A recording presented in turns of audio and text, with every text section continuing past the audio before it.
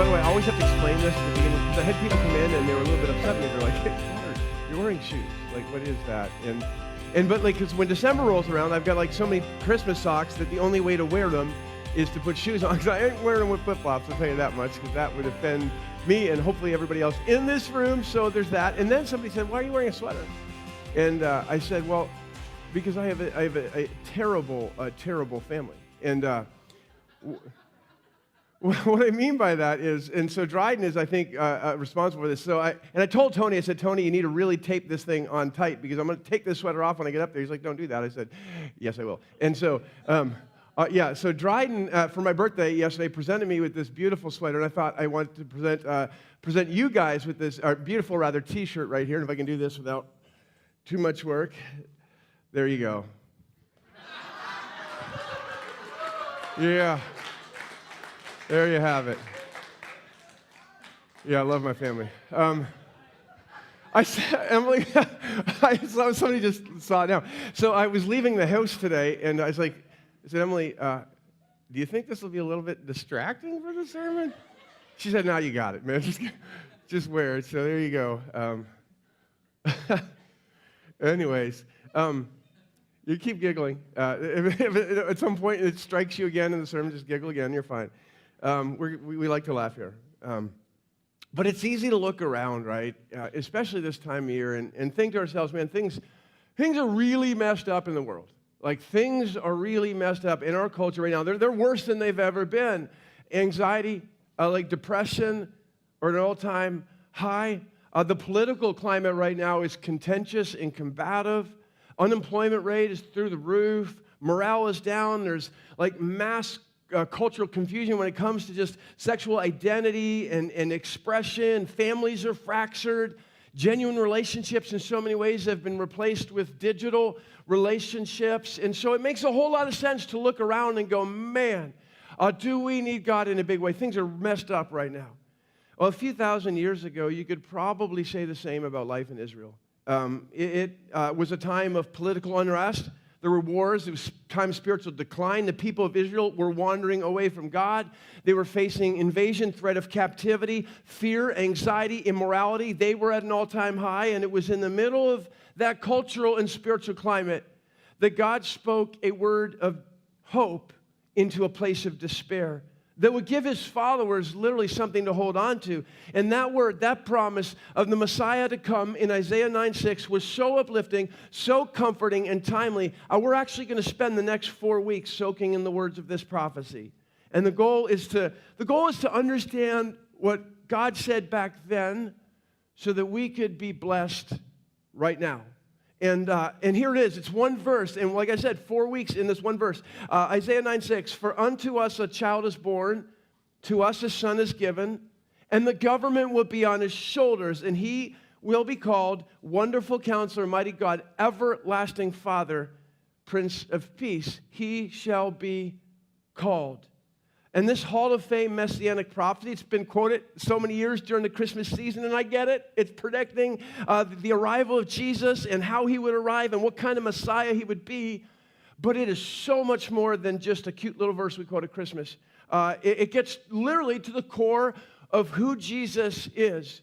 Max Lucado said this about this verse. He said, this verse captures the essence of the Christmas story, and it's central to our understanding of who Jesus is. He's not just a baby in a manger. He's the King of Kings and the Lord of Lords. He shall be called. And so what we're going to do, just to give you a heads up, we're going to take the next 4 weeks, and each week we're going to unpack one of these incredible features, if you will, ascribed to Jesus. He shall be called, right? Wonderful Counselor, Mighty God, Everlasting Father, Prince of Peace. They're on the wall behind us. This morning we're going to talk about Jesus, this wonderful Counselor. But before we do that, we got to do a couple things. I want to read the entire text together, and then we're going to provide some background information. But so if you have your Bibles, Isaiah chapter 9, starting at verse 1, says this. Nevertheless, there will be no more gloom for those who were in distress. In the past, he humbled the land of Zebulun and the land of Naphtali. But in the future, he will honor Galilee of the Gentiles by way of the sea along the Jordan. The people walking in darkness have seen a great light. a great light. And on those living in the land of the shadow of death, a light has dawned. You have enlarged the nation and increased their joy. They rejoice before you as people rejoice at the harvest, as men rejoice when dividing the plunder. For as in the day of Midian's defeat, you have shattered the yoke that burdens them, the bar across their shoulders, the rod of their oppressor. Every warrior's boot used in battle and every garment rolled in blood will be destined for burning, will be fuel for the fire. Here it is, verse 6. For to us a child is born. To us a son is given, and the government will be on his shoulders, and he will be called Wonderful Counselor, Mighty God, Everlasting Father, Prince of Peace. Of the increase of his government and peace there will be no end. He will reign on David's throne and over his kingdom, establishing and upholding it with justice and righteousness from that time on and forever. The zeal of the Lord God Almighty will accomplish this. May God bless the reading of this word. Will you bow your heads and pray with me this morning? May the words of my mouth and the meditation of our hearts be acceptable in your sight, O Lord, our rock and our Redeemer. Amen.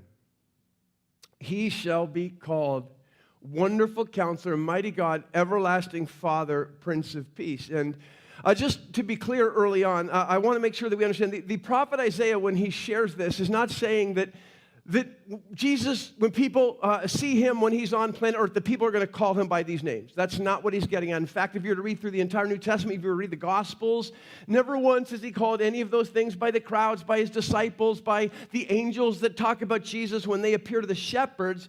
So he's not saying Jesus is going to be called these things. What he's doing here is describing the Messiah to be by describing the greatness and the fullness of his character and nature. He will be all of these things and more, right? So, and you understand this, I do, because when my kids describe me to their friends, I know this is exactly how it goes. Let's say a friend is coming over to our house, and they've never been to my house before, so they've never met me, and so they're maybe kind of anxious on the way over to our house, and so maybe they'll ask the kid, if it's Lily or Soleil or maybe Mac that's having a friend over, they'll say, hey, what is your dad like, right? Before they get here, what is your dad like? And I know this is what happens. I know typically what my kids will say is, he shall be called Epic Father. Good-looking mentor, brilliant being, muscular leader, and that's what they say. Now, do I expect them to use any of those titles? No, I'm not going to stop them, but they're just descriptions, right? That, is totally false. But you get the idea of what's going on here. It's a character description and a nature description of the Messiah. That's what Isaiah is getting at, because you couldn't capture the essence of Christ in just an adjective or two if you tried. You see, God is great in our ability to describe him with words. They fall short. But verse 9 opens up with something interesting, and this fascinates me. It says, to us a child is born, to us a son is given. And perhaps you're thinking, why the unnecessary repetition? A child is born, and then right after that, a son is given. Well, the Hebrew word for child that is used here is the word yelet, which is the word for a male child, which seems even weird, right? Because we know that every male child is a boy. So to us, a male child is born, and then to us, a son is given. Every male child is born. So what happens here when we read this, and it's important for us to understand, is that the word son becomes very important in this.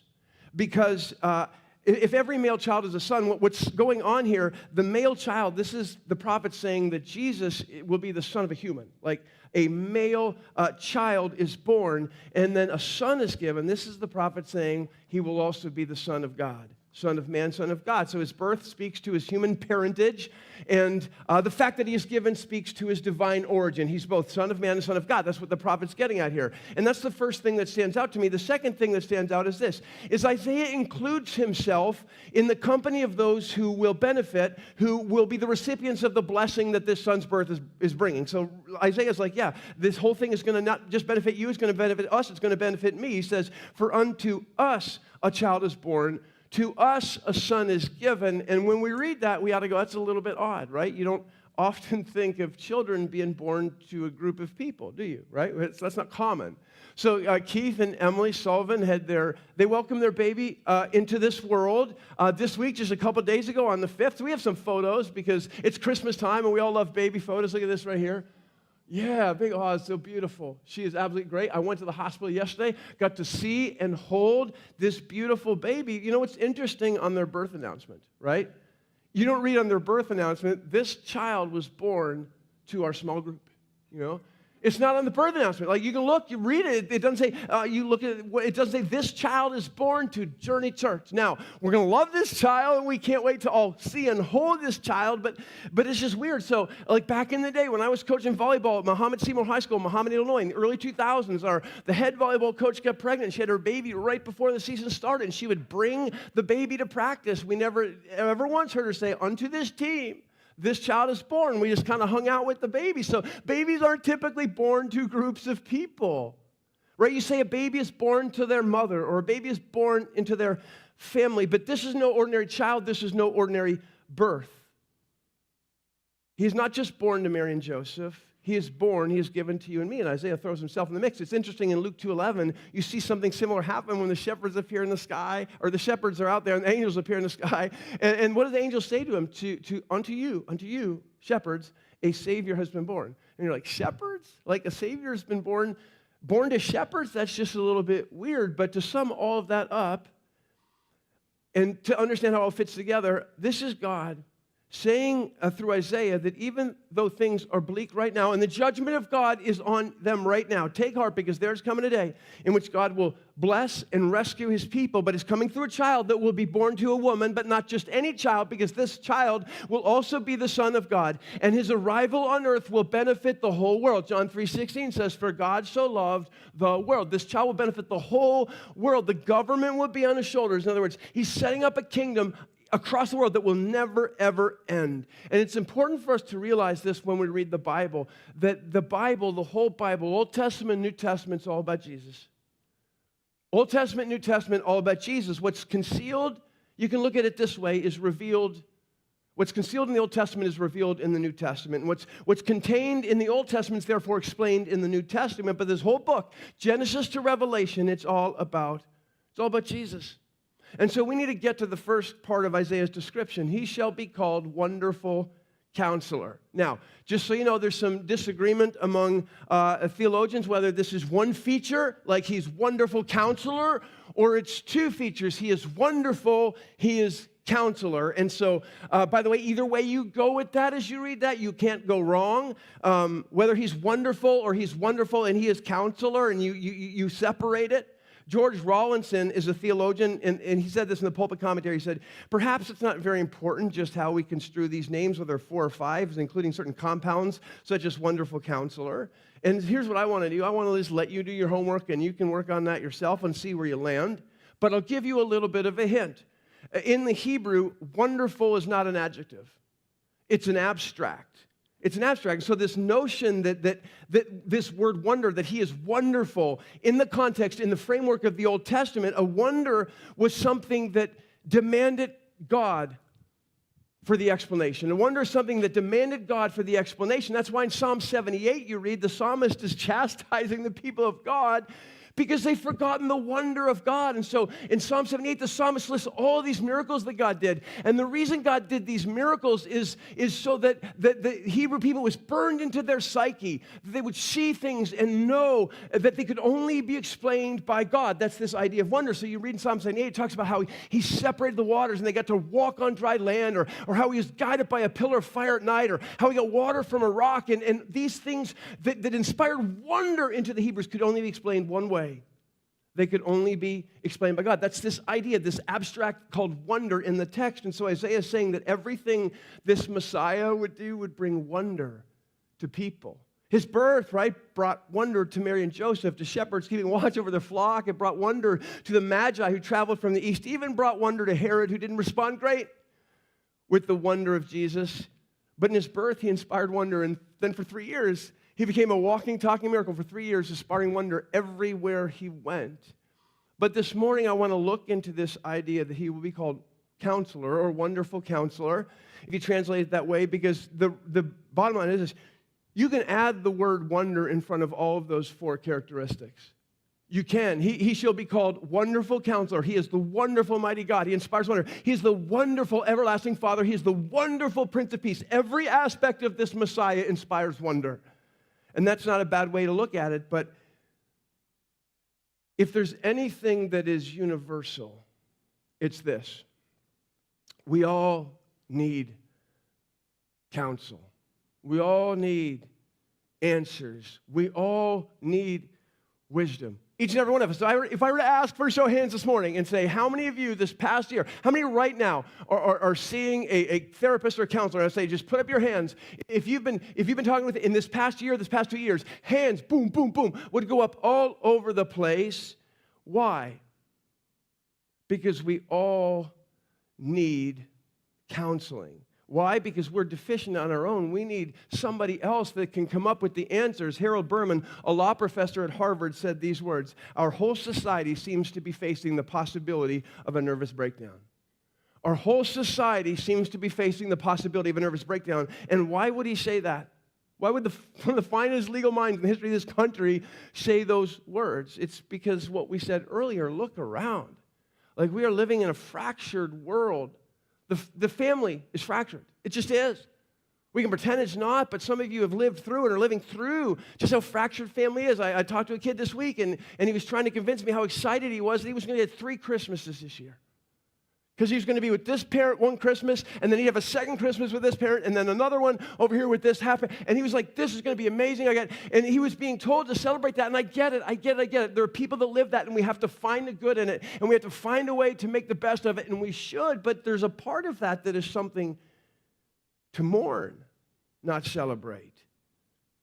You get this parent on one weekend and this parent on another weekend. Families are fractured.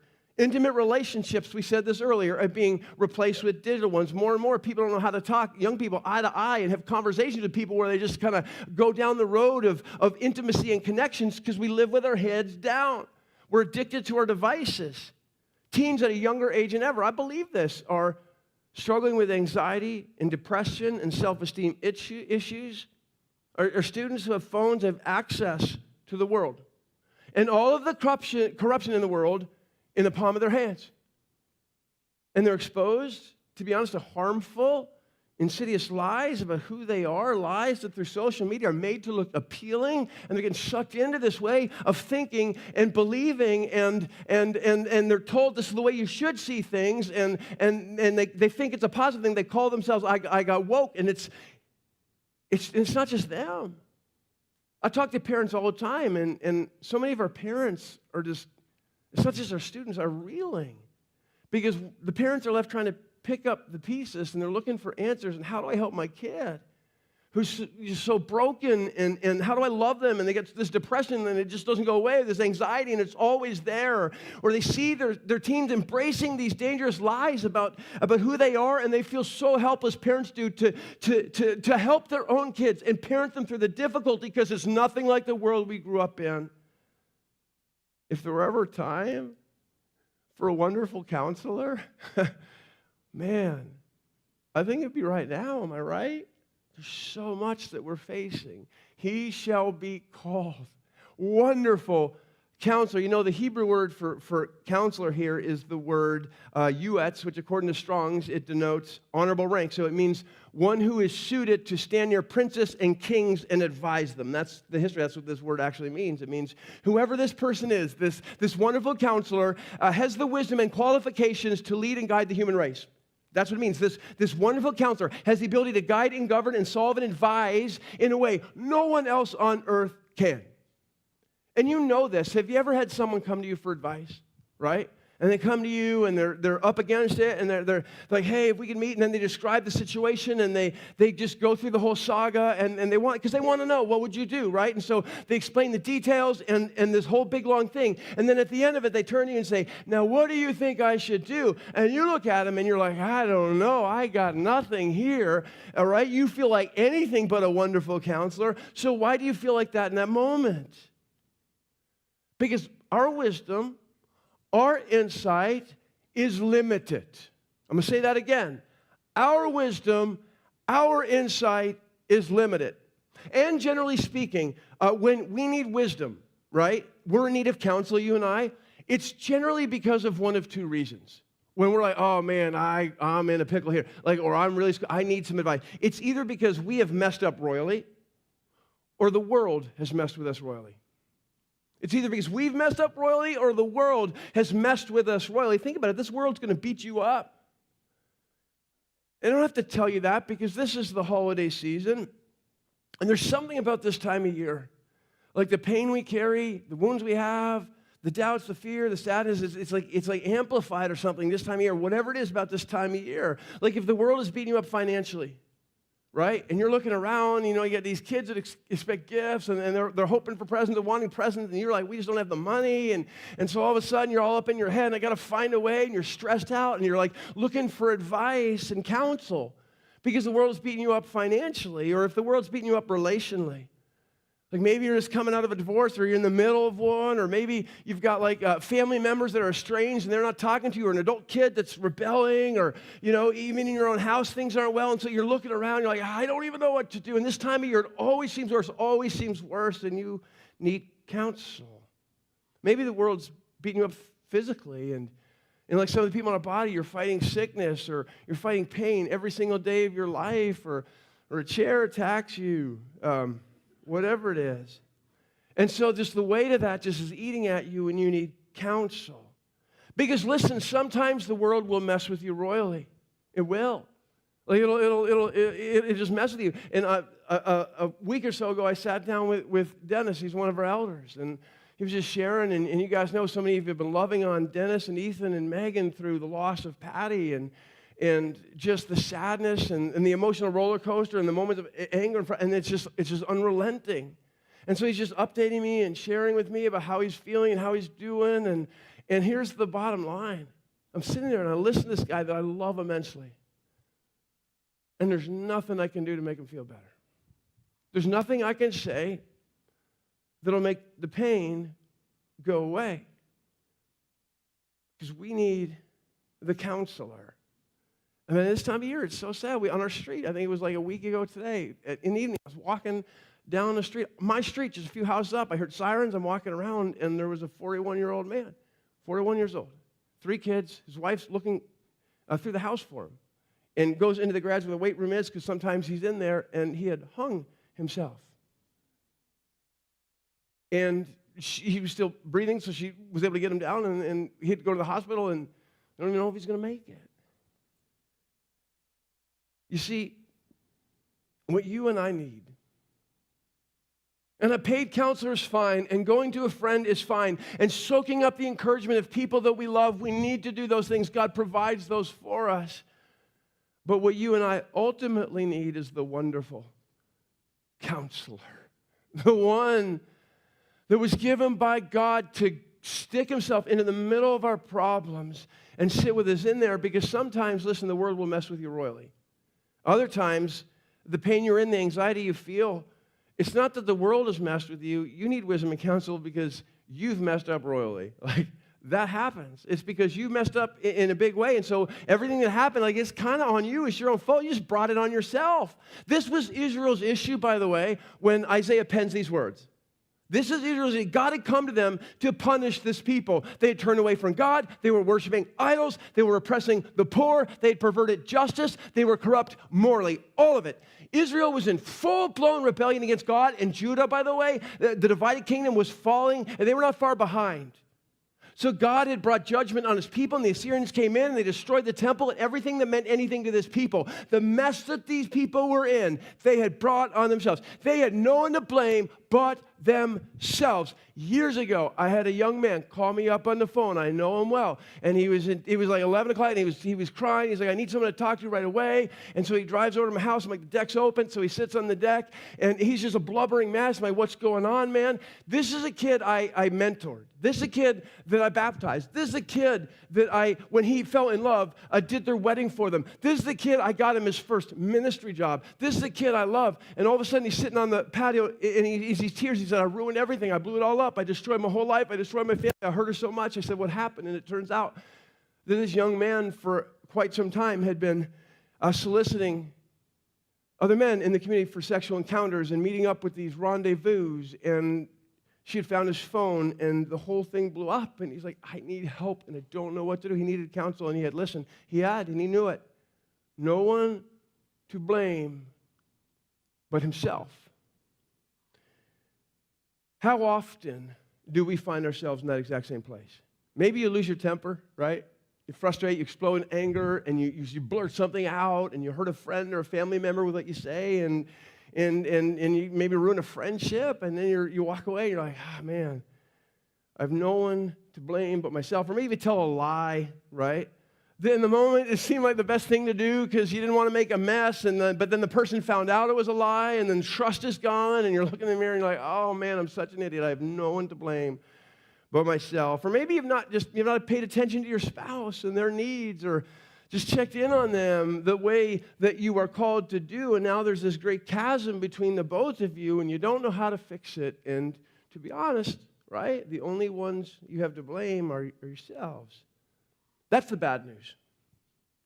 The good news, it doesn't matter if you've messed up royally or the world has messed with you royally. The wonderful counselor is available to you today. I mean, that's the thing. And what fascinates me about Israel all those years ago is this. The wisdom was there. Like the wisdom of God was available to them back then. The wonderful counselor was available the whole time. But they were looking for counsel in all the wrong places. Do you know how I know that? I know that because the text immediately before the one we read says this. Isaiah chapter 8 says this.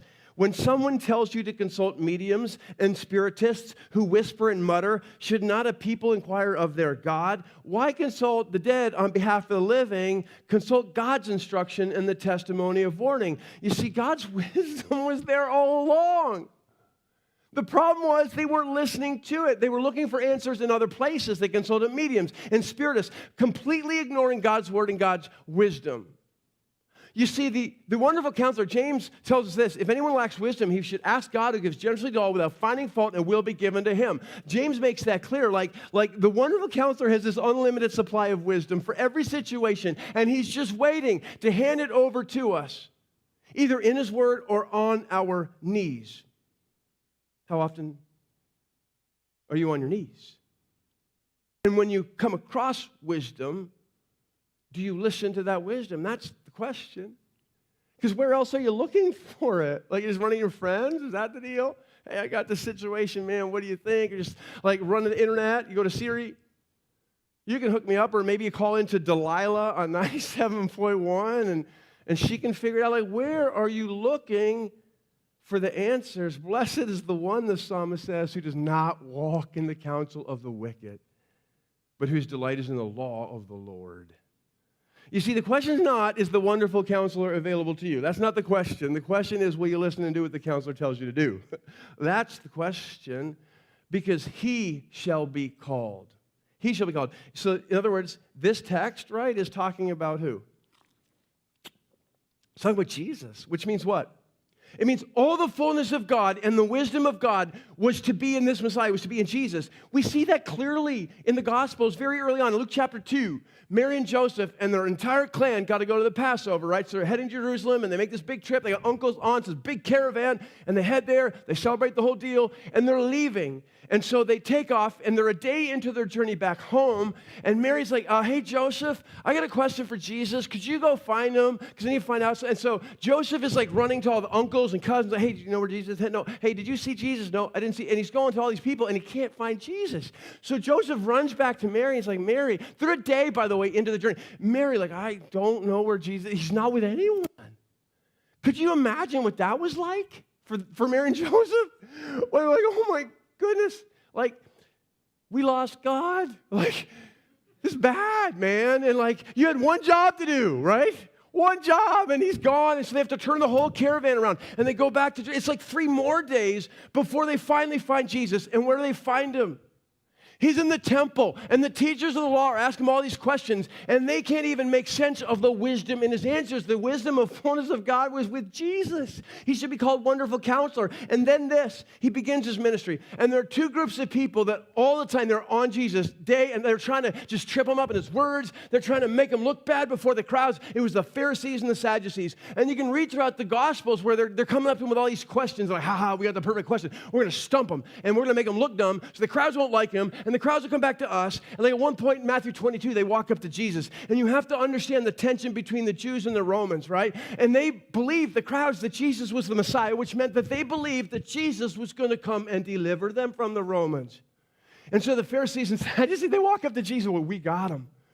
Because if we can somehow make it like so he sides with the Romans, that'll ruin this whole bit for Jesus. And so they walk up to Jesus, right? Knowing the tension, and they're, hey, Jesus, you know so much. We're not worthy. We need answers here. We got a question for you, Jesus. And they're like, who and what should we do in this situation? Should we pay taxes to Caesar? Should we pay taxes to Rome, right? Should we pay taxes, right? Because the Jews didn't like giving up their hard-earned money, and they were oppressed by the Romans, and they didn't like that. And then here you have Jesus who's supposed to deliver them for the Romans, but it's a catch-22. If Jesus is like, yeah, give them your money, they're going to be like, what? You sell out. You're not the Messiah. But then if he's like, no, man, don't give them your money. Keep it for yourselves. He's asking them to disobey the law, right? And then bring the Romans and their fury on them. So it's a bad situation. So they asked this to Jesus, right? He is not fazed one bit. So Jesus looks at him. He's like, all right, great question. So do you have a coin on you? And he said, the person who asked the question was like, yeah. The person pulls out a coin, and they're like, whose face is on this coin? And the person's like, oh, it's Caesar's. And so Jesus is like, well, give to Caesar what is Caesar's. Give to God what is God's. And all the crowd's like, whoa, and the Pharisees are like, whoa. Like, why? Because he would, all of the wisdom of which God was able to confound them constantly. It's wondrous what his wisdom would do. And the prophet was right. The prophet was right. He would be called, seen, known, experienced, tangibly touched, and felt as the wonderful counselor. And do you know what the best part of all of this is? Jesus said, if you abide in me, I will abide in you. Do you know what that means? Jesus is with you and in you 24 hours a day, 7 days a week. In other words, Jesus is your personal counselor. Have you been meeting with him? There are a few things that I enjoy more. Enjoy is probably the wrong word. Treasure is probably a better word, or I get satisfaction or joy as a parent. When my kids come to me when they're struggling with something and they want my advice, like instead of hiding it or pretending it's not there, when they actually come to me and they're like, they share whatever it is that they're going through, and there's great honor in that, right? So sometimes it's salsa. It happened this week. She came running off the bus, Papa, Papa, Papa, boom, tears everywhere, and she gives me a big hug, and before I can say, sweetheart, what's wrong? She just blurts out, there's these two girls at school, and they're super popular, and they're friends with me, but they're sometimes mean to other kids, and they were picking on this one kid, so I kind of stood up for the kid, and then they started picking on me, but I want to be their friends, but they're sometimes mean. What do I do, Papa? What do I do? Or sometimes it's Soleil, and she'll be all up in her head about the stress of volleyball, and where do I sign for college, where I'm going to play there, or I have a teammate being selfish, or the coach is not noticing my hard work, or I've got this injury now, and how in the world are we going to get through this and still do what I want to do? And so she's overwhelmed with anxiety because of all, and she'll come to me in frustration, like, Papa, what should I do? What should I do? What should I do, Papa? Or Dryden, right? She'll come to me, and she really likes this guy she's been dating, and but every couple, this, goes through difficult times. Every couple has these arguments. We just do, right? Because we're individuals. And so every once in a while, she'll come to me, she's like, Papa, it's so awful. We're getting this one argument. I'm trying to get him to see my point of view, but he doesn't see my point of view, and he thinks this way, and I don't know why he thinks this way. I was messed up and wrong with that dude, and I just want to convince him and just show him, and I don't even know if this is a big deal or not, but it feels like a big deal. And why is this so hard and so confusing? Papa, what should I do? What should I do? And guess what? Sometimes I have the perfect answer. And sometimes I don't. Because as well as I know my kids, and now I got 50 years of experience, I'm limited in my knowledge, and I don't have the wisdom of Solomon, and I'm not the wonderful counselor. But to me, it's not even having the right answer that matters. It's the fact that they know they have 100% access to their Papa 100% of the time. To me, that's the beauty in this Isaiah 9 truth.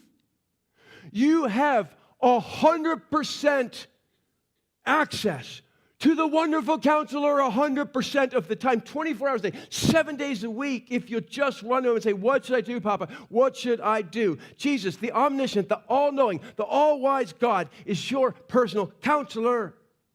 And listen, it doesn't mean you don't confide in people you trust. You do that. It doesn't mean that you just throw professional counseling out the window. There are times where that's very valuable.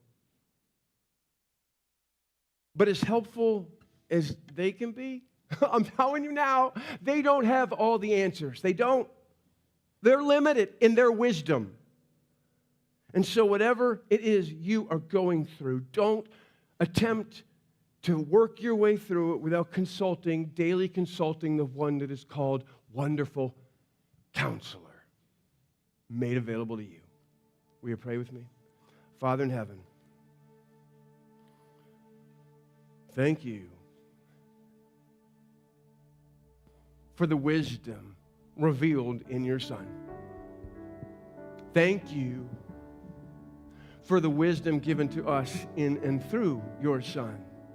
Thank you that we can trust that wisdom, that this truth goes back as far as time, that you love and you're invested in us, and you don't want to just leave us and our problems hanging in the dark, no matter whether or not we made the mess or something came and they made my world messy. Whatever it is, Father, you care and you hear and you listen and you provide and you speak into our struggles.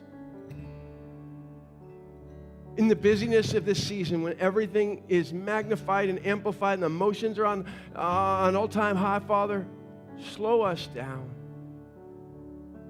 so that we take time to fall to our knees, to dig into your word, and to bring your light into our dark. In Jesus' name.